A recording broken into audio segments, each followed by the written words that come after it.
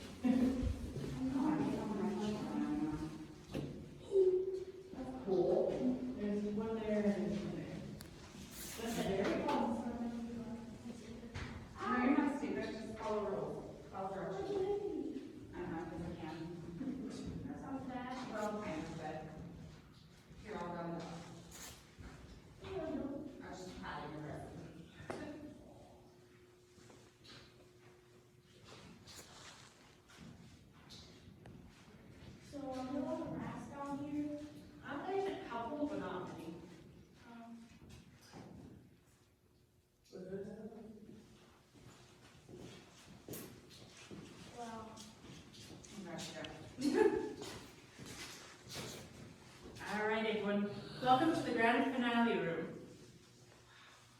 We have three main types of formations. One of them is dripstone, flowstone, and hydrostatic pressure form. Most people have heard of our two main types of dripstone. Any guesses on what they are? Stalagmites and stalactites. Do you know which one's which? Yes. Stalagmites might reach the top, they come up from the bottom. Stalactites hold tight to the top and come down. Yep. That's how I've always remembered it. I'm impressed. Do you know what they're called when they meet? No, I can't remember. They're called a What column. is that? A column? This guy right here is a column, but the one behind him is actually a stalagmite. He has not quite reached the ceiling yet. Really? That is Is that actually, the if you go a little bit forward, you can see the top is. Well, But that one right there is the Chinese pagoda. That is our tallest stalagmite out of our cavern. I hear dripping. Our cavern itself is still growing, so it does have a bunch of drips in it. Alright. So those are our dripstone. If you see this kind of cascade look down on this column or these flat smooth parts over here, those are our flowstone. And if you see these flat smooth ribbon looking rocks, those are what we call cave bacon. That's another type of dripstone, another type of flowstone, sorry. It does often on occasion also called dripstone as well. So we have cave bacon, and our another type of formation is our hydrostatic pressure form. These are our cave popcorn. Or if you're on a diet, you can call it cave cauliflower. I have one other formation of hydrostatic pressure form, but we actually can't find in this room. And I'll point it out when we go into the other room. If you see these guys right here, they kind of have a different color than the rest of the cavern. What happens is these ones are frequently touched, even though we tell you guys not to, and that's what's causing the discoloration. We actually have some formations inside the visitor center you guys are free to touch, just not the ones in here. We use those ones as a teaching reference. One of them is a stalagmite we've actually cut in half. We have one half in a glass container, one half you guys are free to touch. Is that where they took pieces off the souvenirs? Those ones actually broke when they did the tunnel, but I'll talk about that on our way up. We have one half in glass container, one half you guys are free to touch. The one in the glass container is actually pure white.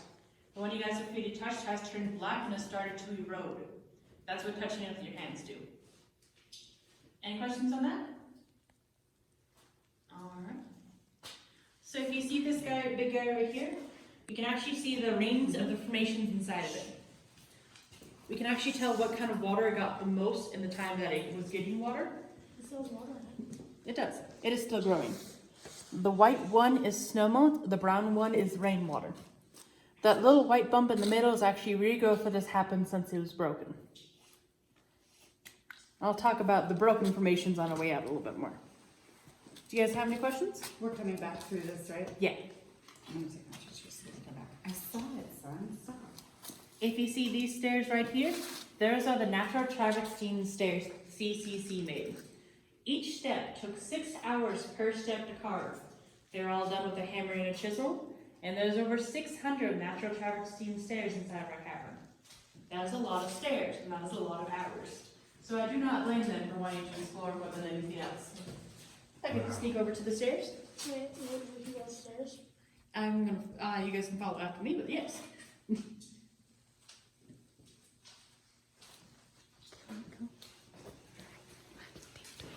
Do you watch your footies? They are a little slick. You guys want to follow behind me? We're going into the paradise room.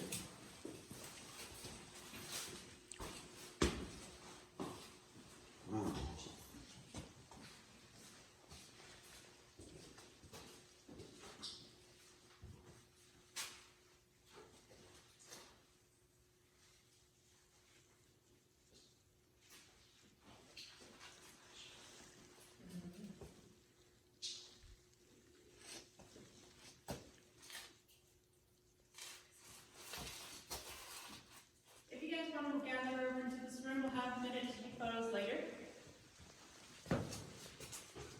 Please don't touch the formations.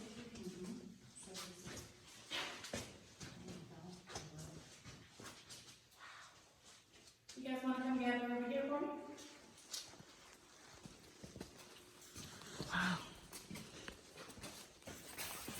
It is a little wet over here, so watch your footy.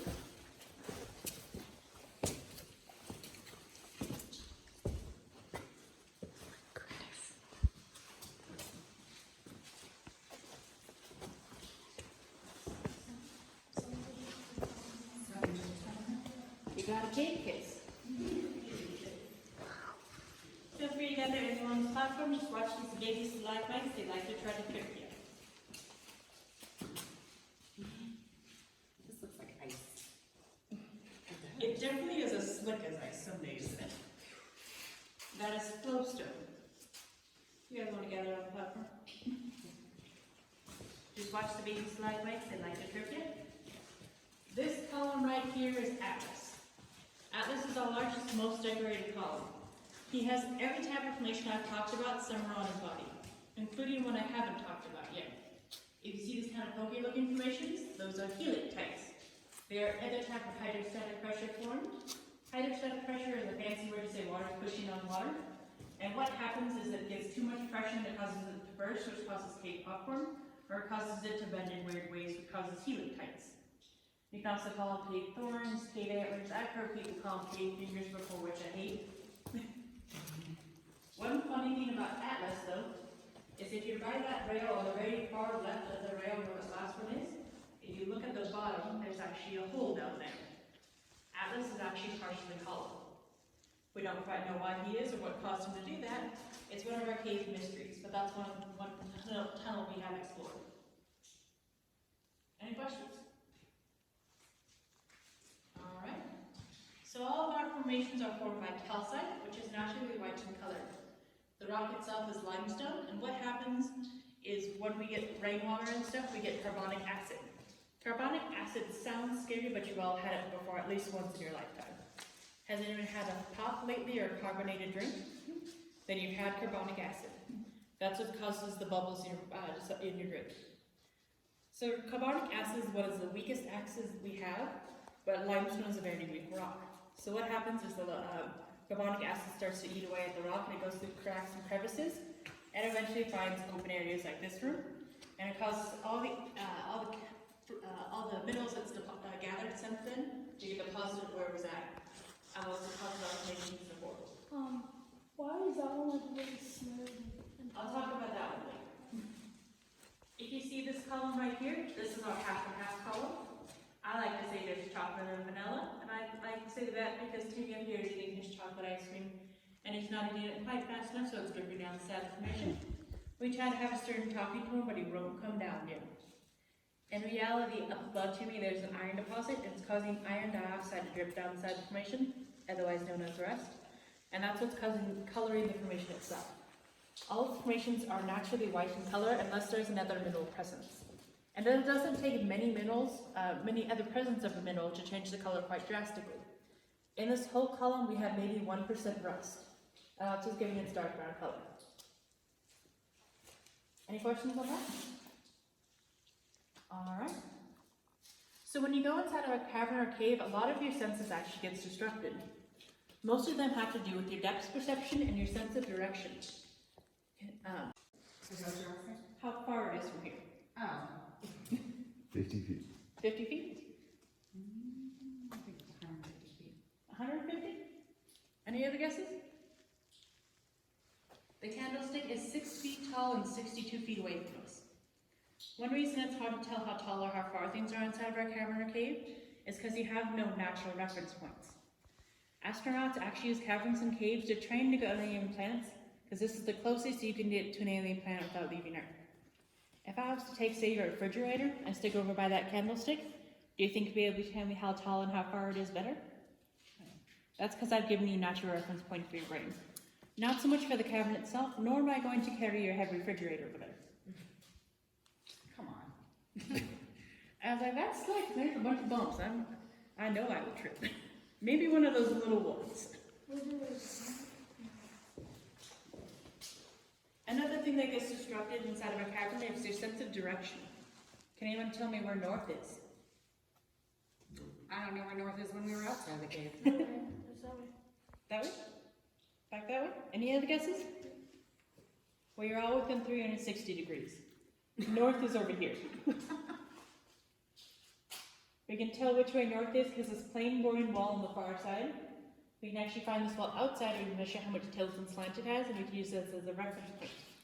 Another way we can tell which way north is we kind of cheated a little bit, but we have Santa.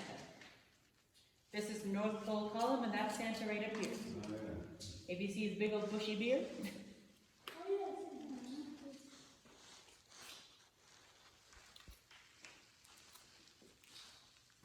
So you always know where the North Pole is, and it's in the north, so we know where north is. If you look to the left of him, this column is what we call the baseball bat, or Babe Ruth's bat. It's kind of an oddball inside of our cavern, pun fully intended. But what happens is this one is stalactite formed more than a stalagmite formed. And that's what's causing its bigger at the top appearance and its smooth appearance. You can actually see where it actually met its stalagmite partner. If you look between those two columns, the stalagmite right here is what we call the sumo wrestlers.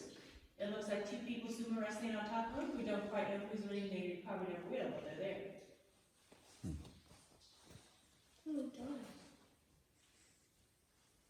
I don't think I have any bachelors on this group, but I will put it down.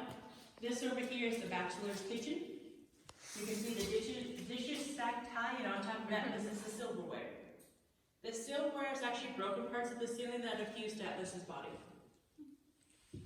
Why is this one here orange? Part of it is how it, the minerals inside of it, and then the light on it.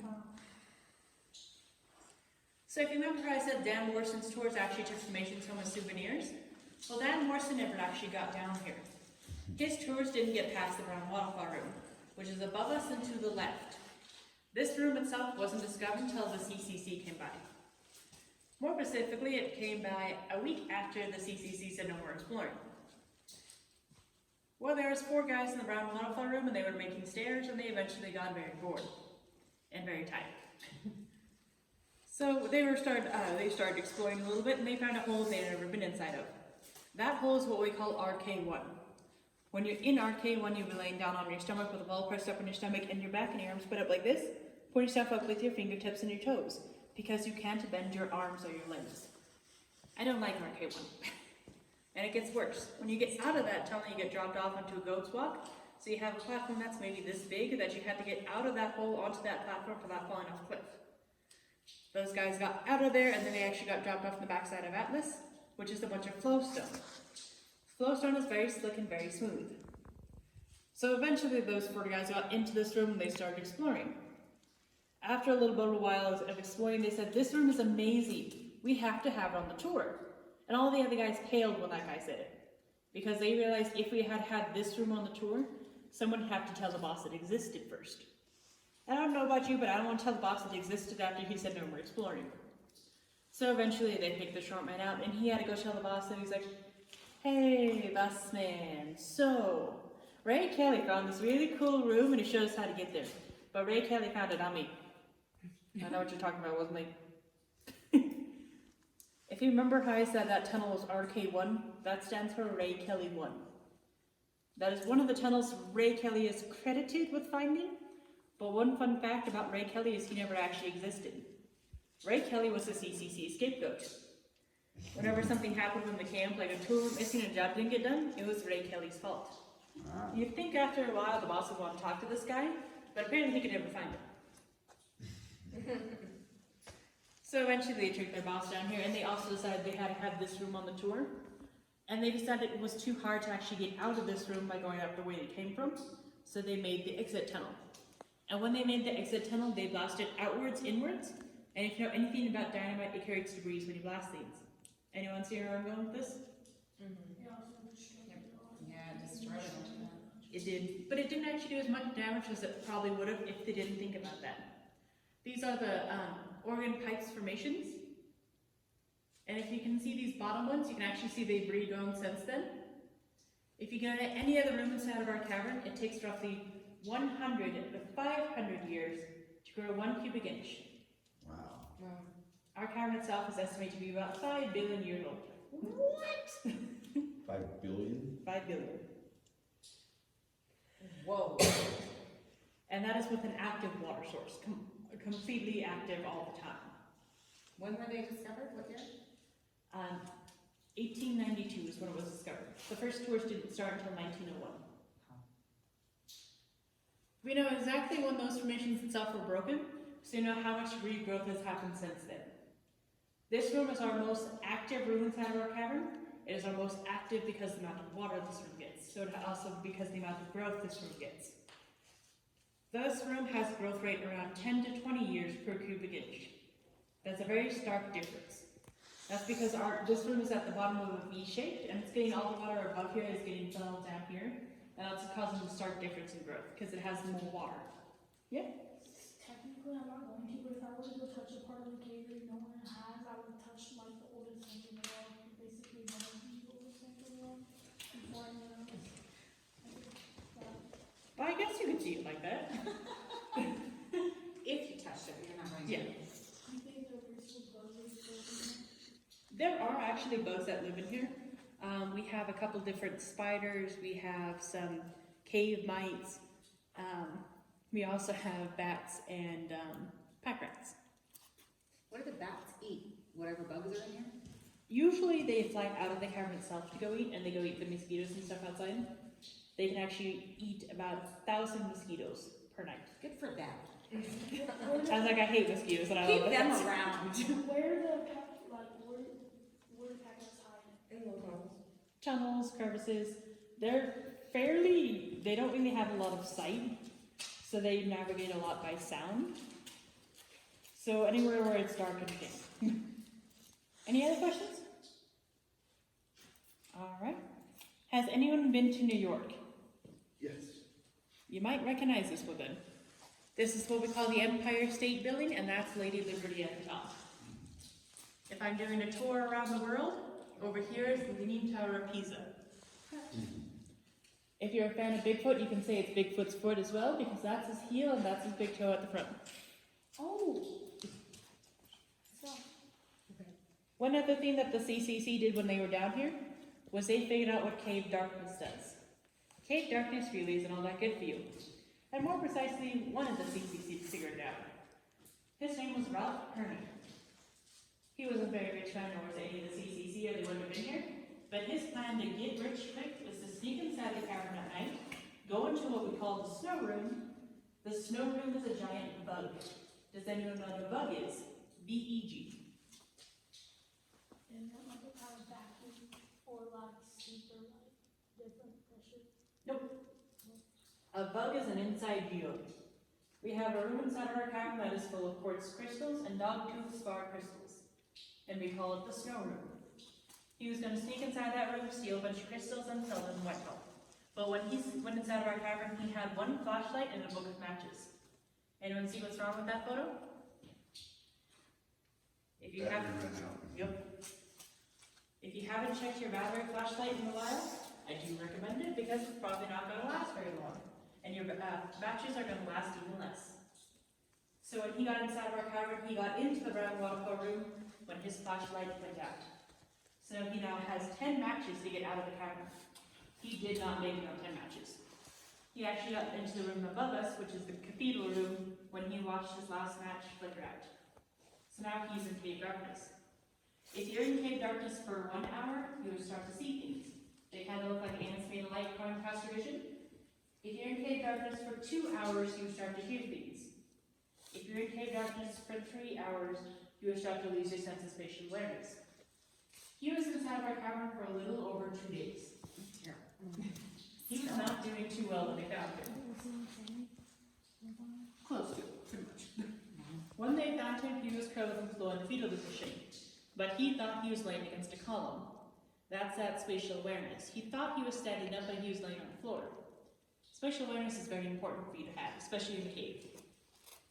And when the CCC actually found him, he didn't actually react to him at all, because he had hallucinated them coming to rescue him 6 different times before. So he thought it was an hallucination. He didn't actually realize they were real until somebody poked him.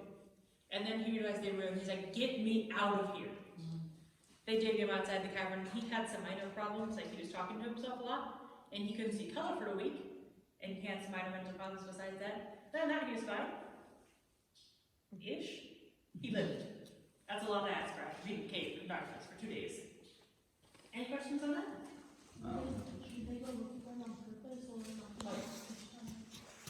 They realized he wasn't checking in for work, and so they had to go check for him, and it took them that long to find him. Any other questions? Alright. So one other thing that our cavern itself does is it has phosphorescence. If I shine my flashlight on this for a few minutes, jump 1 ring out than they're normally in, and the energy that it's burning is what is the light holding on. And when light goes away, is them going back into the ring they're normally in. It also reacts to a black light. If you guys want to shut your flashlight off for you a second. So what happens is these all go green, and it actually holds it a little bit better. Ooh. Have you guys found like fingerprints in people in here before with the black light? Like accidentally from like explorers? That's Robin Hood and his, that's Hogwarts Cottage. If you're a fan of Robin Hood, you can say that's Nottingham. That's the Sherwood Forest, and you always know where Robin Hood and his merry men are.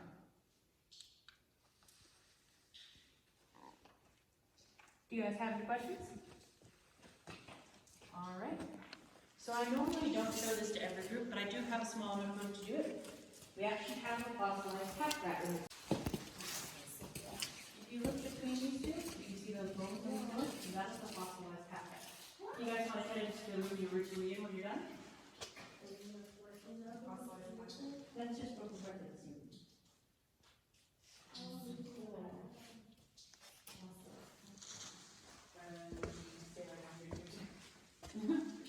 Happened a billion years ago.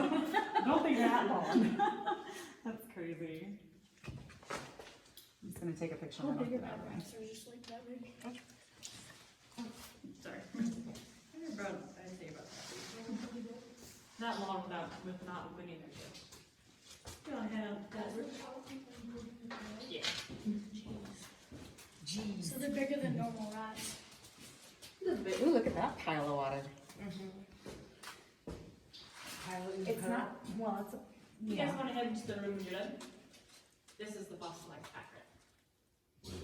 Oh, I'm sorry. You see this one? That is the fossilized cat rat. There.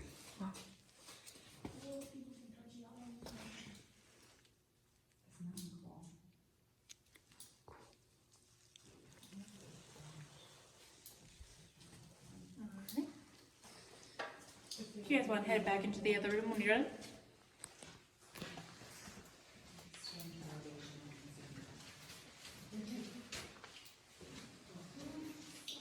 That travertine is beautiful, huh? It is gorgeous.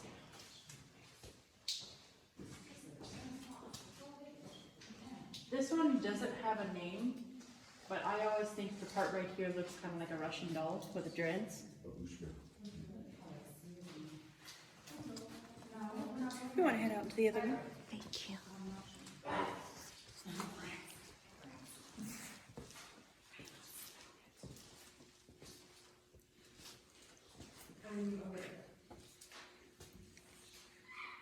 All right, do you guys have any questions?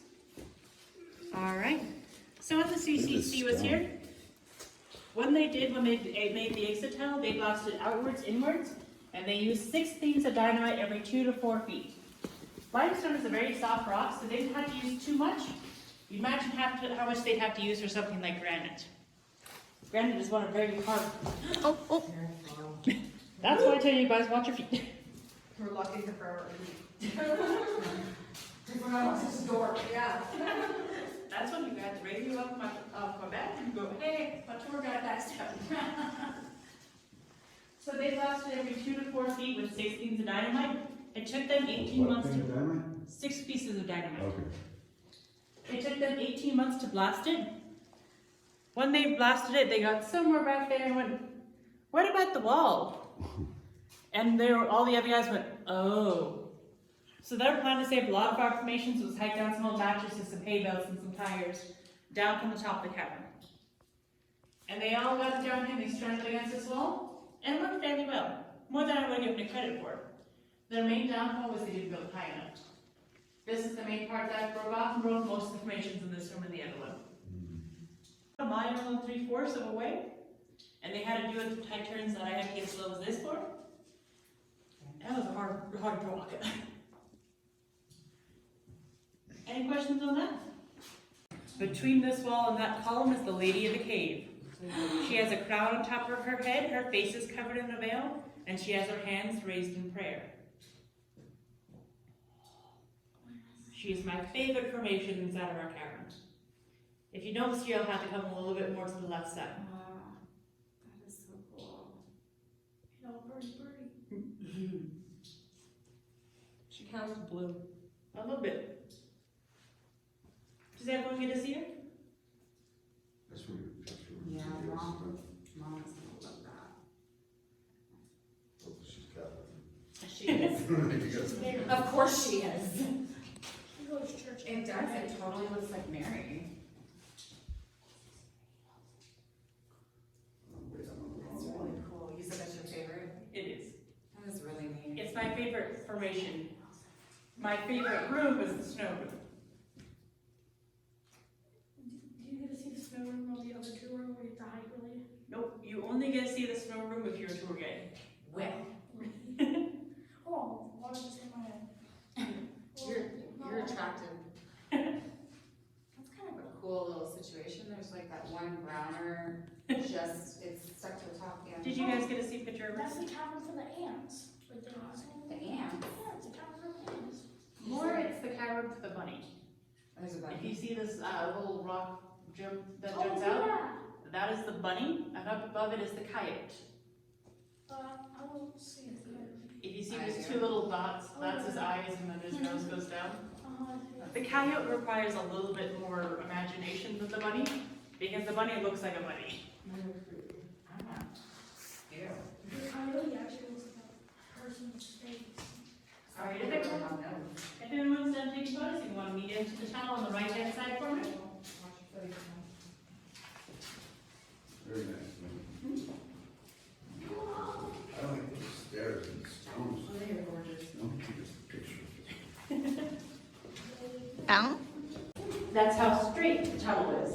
That was the engineered pull back then. They actually hit within 4 to 6 centimeters of this room where they wanted it to. If you see that quite, I was like, I definitely couldn't get it this way. Thing I wanted to show you actually was 157, but I wanted to get in front of you first.